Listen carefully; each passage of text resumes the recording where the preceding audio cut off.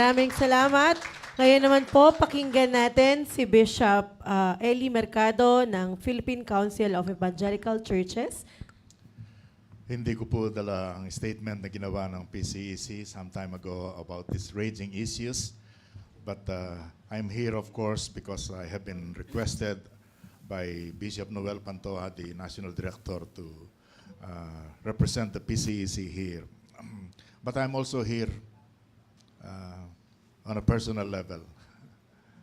I'm now 75 years old.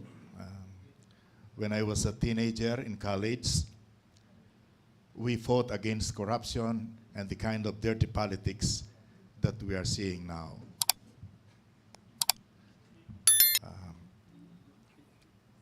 After more than 50 years, ito na naman. Sometimes we bewail the fact that we are supposed to be a very religious country, but we are not righteous. Someone has said, why have we become so good at being so bad as a people?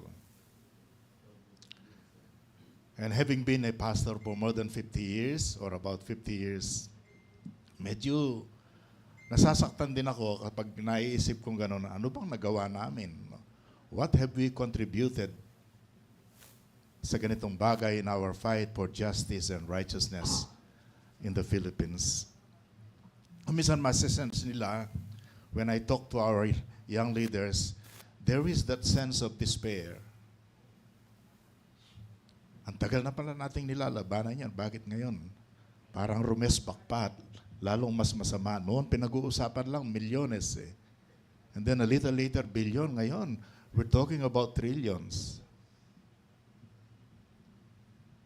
But as a person who believes in God, who is righteous, infinite in His power and goodness, even when we despair, sometimes we continue to hope, even in the midst of despair. Because we believe in a God who is great and who is awesome. And participating in a movement like this is just one of the expressions that we believe in a God who asks of His people that we express in legitimate and righteous way our indignation against sin, against unrighteousness, against corruption. I think we owe it to God, and we owe it to the younger generation and to our people today, that the people of God should stand in righteousness, and we should never apologize for participating in something as big as this one. 4 H's po. Number 1, honesty. Aminin na natin na nandiyan yan. Huwag na tayong magbulag-bulagan. At kung minsan, sa pag-amin natin, kailangan natin ang humility.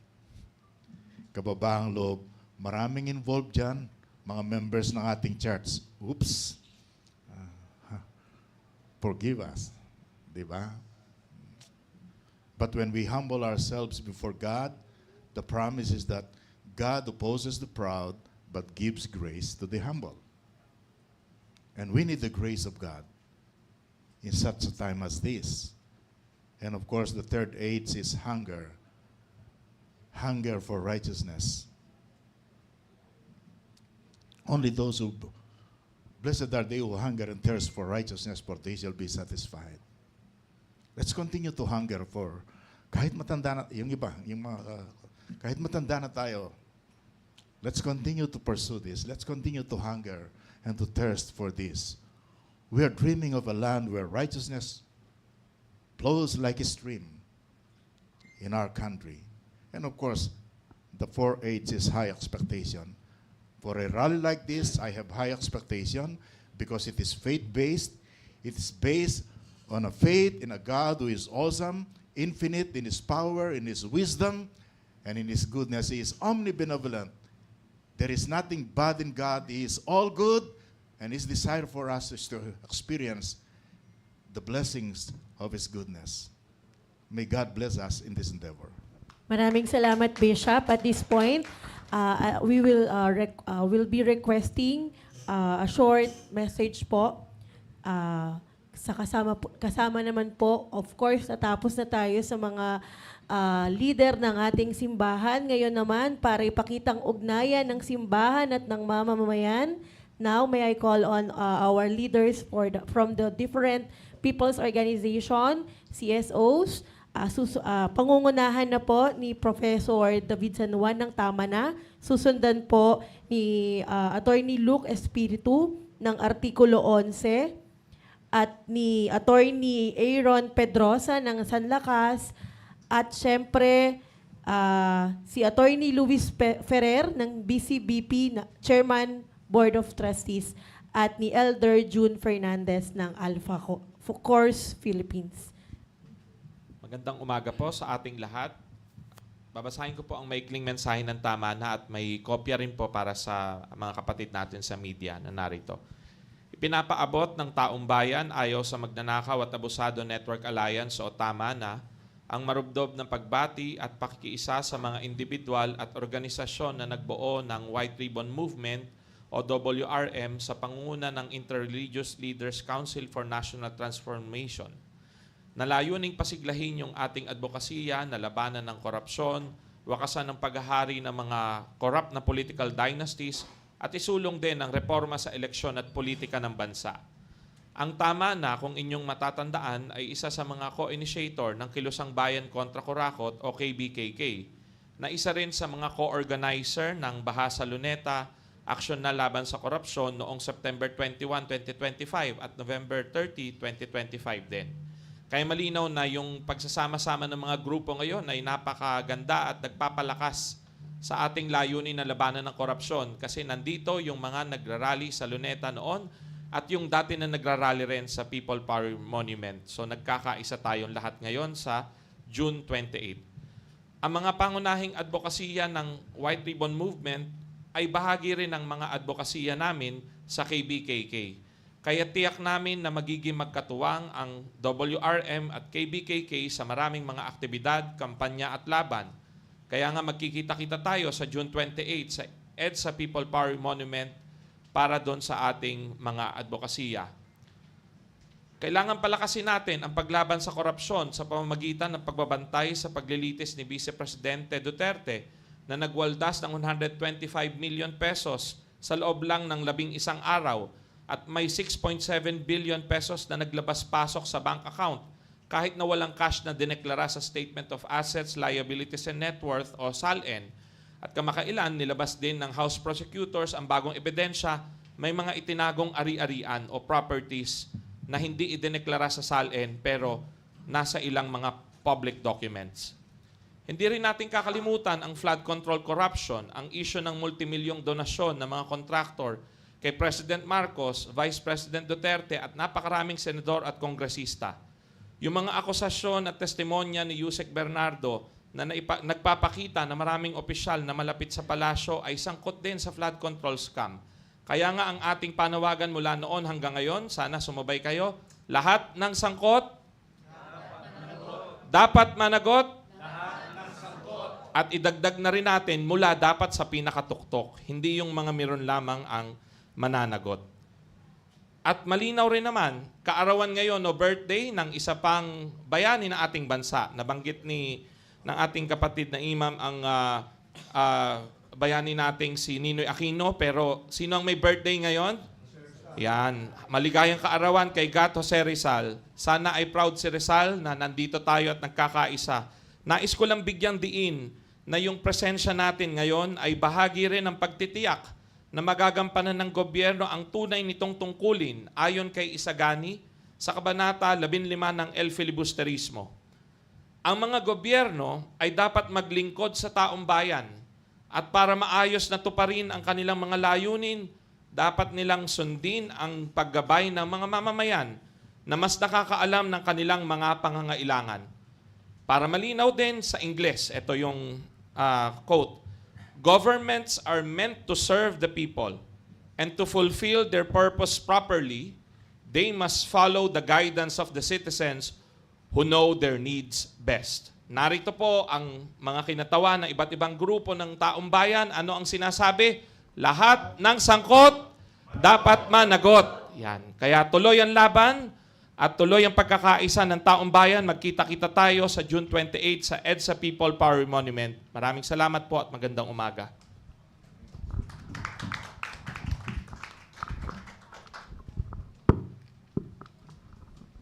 Magandang umaga po sa lahat ng kawani ng media. Hindi ko alam kung sinasadya itong seating arrangement. Doon sa kabila ay sila Bishop Bagaporo, Bishop Tenendero. Dito naman ay mga abogado, doon Bishop at Imam. Alam nyo, pag nagsama ang Bishop at mga abogado, kailangan ng manginig sa takot lahat ng kurap. Batas ng Panginoon at batas ng tao ang maghahabol na sa inyo ngayon. Ako po si Luke Espiritu, ang kinatawan ng isang anti-corruption coalition, ang Artikulo 11. At ako rin po ay mula sa labor movement, Pangulo ng Bukluran ng Manggagawang Pilipino, at aming sinusuportahan at kinagagalak ang pagbubuo ng White Ribbon Movement. Alam nyo yung korupsyon sa Pilipinas, hindi maaring gagamitin ng iba't ibang paksyon ng mga korap. Ang korupsyon is such na kung gusto natin singilin ang mga Marcos dun sa flood control project at ang mga kasapakat ni Marcos, hindi maaari na hindi mo rin pangunahan na singilin ang mga Duterte. Dahil magiging insincere ka. Kung ang mga Marcos ay sisingilin mo dahil sa flood control project, pero sa likod nun, ang gusto mo ay maging manumbalik sa kapangyarihan ang mga Duterte na sangkot din sa korupsyon. Kaya nga merong problema sa kredibilidad ang mga tulad ng 18 so-called Marines, sila ni Mike Defensor, sila ni Alan Peter Cayetano, at si Attorney Baligod, dahil naniningil sila sa flood control, ngunit sa likod nun, kanilang gustong malagay sa kapangyarihan ang isa ring korap. The other case is true. Hindi rin maaari na naglalayon ka na singilin si Sara Duterte at ang mga Duterte in general kung hindi mo pangunahan ang paniningil kay Marcos. Magiging insincere ka rin. Gusto mong singilin ang mga Duterte sa confidential funds, pero isi-shield mo ang Marcos sa flood control project. Paano nangyari yun? Siguradong sasabihin ng marami na alam naman na korap ang Marcos, sasabihin, bakit mo hinahabol ang mga Duterte, pero ang mga Marcos sinishield mo? And I have always asserted na kung gusto natin na wag maging presidente si Sara Duterte sa 2028, napaka-importante at precondition ang paniningil kay Marcos. And that's why this type of a civil society formation, ang White Ribbon Movement, na hindi nahuhulog sa mga factional division ng mga korap, kundi naglalayo na singilin lahat, singilin. Hindi yung mismo sa paniningil natin sa mga korap at sa mismong proseso na gusto natin gawing accountable ang mga magnanakaw sa gobyerno, meron kang itatangi na mga magnanakaw din. Para magkaroon ng totoong transformasyon ng ating bansa, dapat tayo ay lumagpas sa laro ng mga trapo at ng mga dinastiya na finiframe ang lahat ng laban, kahit ang anti-corruption, finiframe sa kanila mga peking binaries. Kung hindi ka anti-Marcos, maka-Duterte ka. Kung hindi ka Duterte, maka-Marcos ka. Yung binary na yan ay trap. Tayo ba'y magpapakahulog sa ganong trap?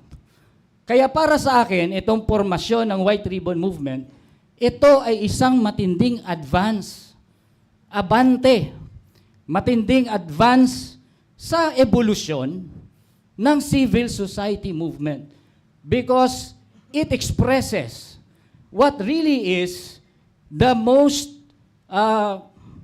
yung view ng majority ng Filipino people na pag sinabi mong lahat ng sangkot ay dapat managot, dapat yan ay colorless, dapat yan ay white. Kaya kami sa Artikulo 11 at kami sa Bukluran ng Manggagawang Pilipino, buong buo ang aming solidarity dito sa mga pagkilos at pagsasama sa White Ribbon Movement at kami magmo-mobilize sa June 28. Lahat ng aming mga puwersang maaari naming immobilize ay sasama kami doon. Maraming salamat. Magandang umaga po sa ating lahat. Ako po si Attorney Aaron Pedrosa, ang Secretary General ng Sanlakas. At nakikiusa po ang Sanlakas sa panawagang pagkilos ngayong June 28 dito sa People Power Monument along EDSA sa White Ribbon Rally. It is by no coincidence that June 28 is also the feast of the Immaculate Heart of Mary.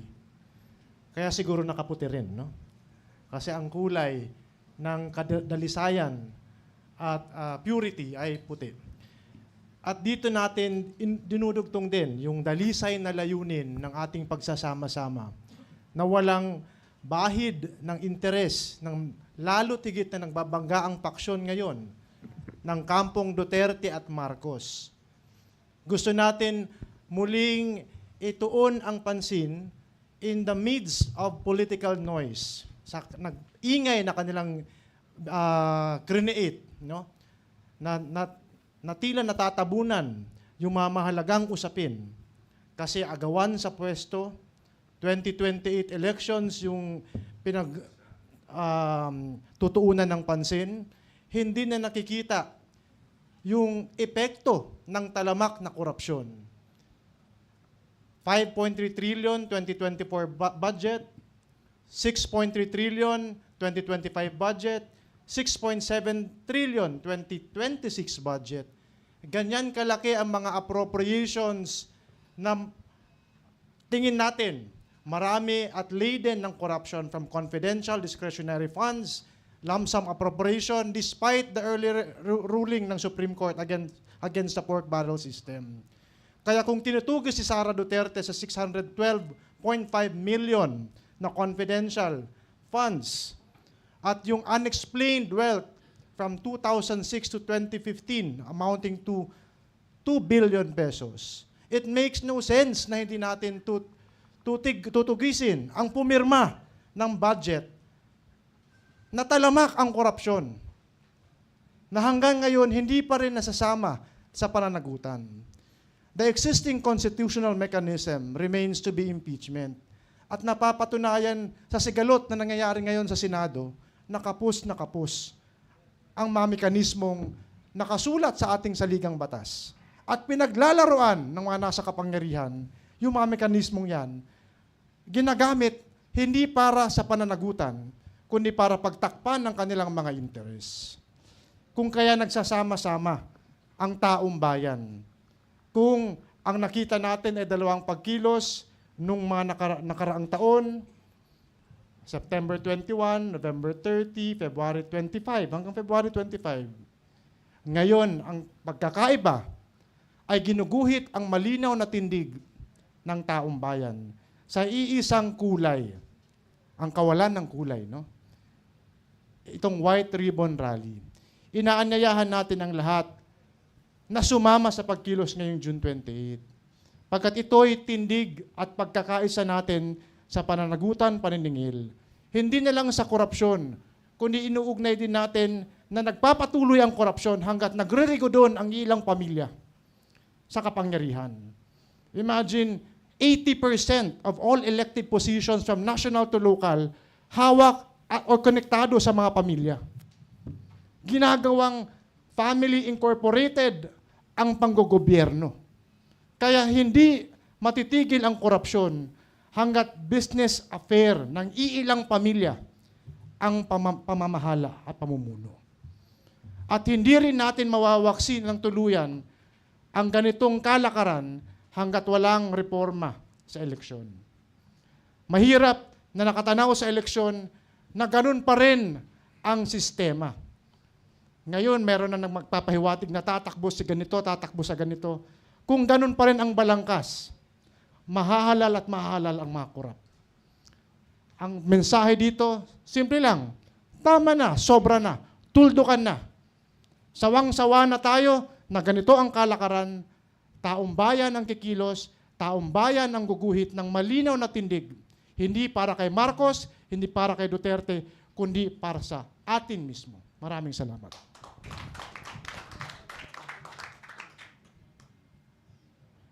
Ngayon, pakinggan po natin si Elder June at susundan po ni Attorney Luis Ferrer.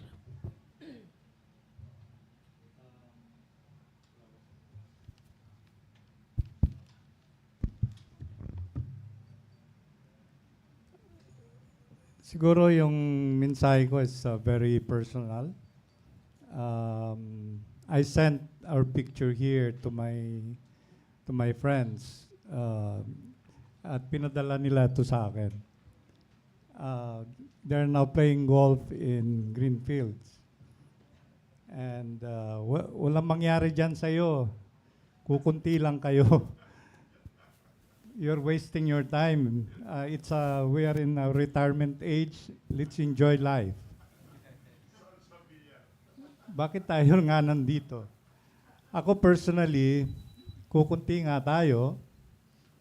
Pero doon sa binanggit ni Bishop Tindero kanina na about our constitution, yun sa preamble, that we as nation, we believe in God. And yung God na yon is the same God ni Joshua. When Joshua fought doon sa Wall of Jericho, yung trumpets ng mga soldiers and priests of Joshua, God amplified yung sound ng trumpets, and it crumbled the wall of Jericho. And I believe na yung formidable wall of political dynasty, corruption, poverty in this country can crumble if God will amplify our voice, the voice of this white ribbon. Kaya let's continue to fight. Kahit kunti lang tayo, but a few plus God becomes majority. Yun yung sinasabi ng kapatid natin kanina, si Moxir, na minority, magsama-sama tayo, magiging majority tayo. So, yun lang po. Thank you.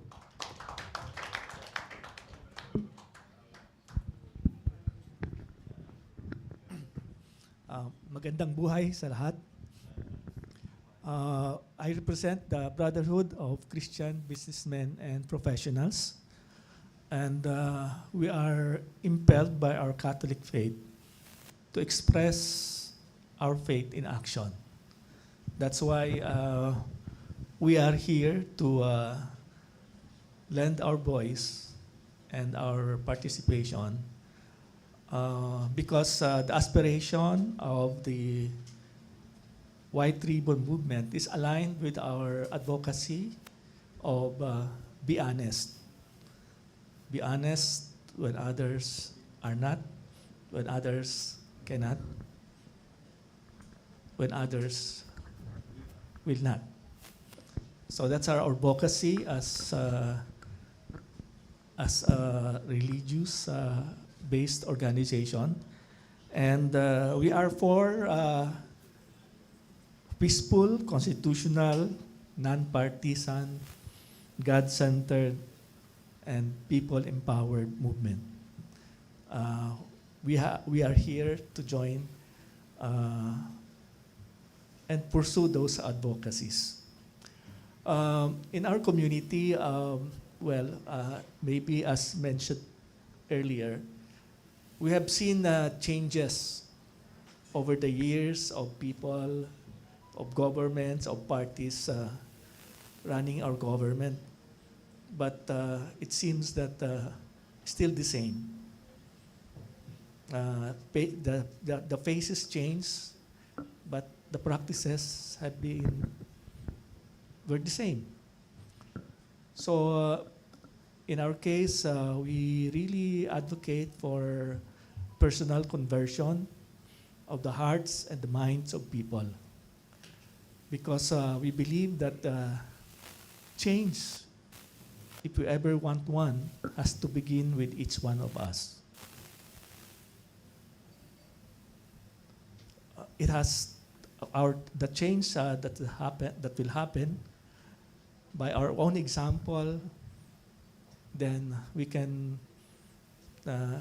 change our families, the people we work with, and by their inspiration and encouragement, we may be able to change our communities, our workplaces, and who knows, we can even change our country and even the world.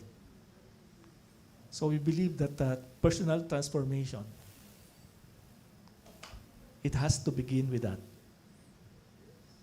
For us to have a change to happen in our communities and our countries.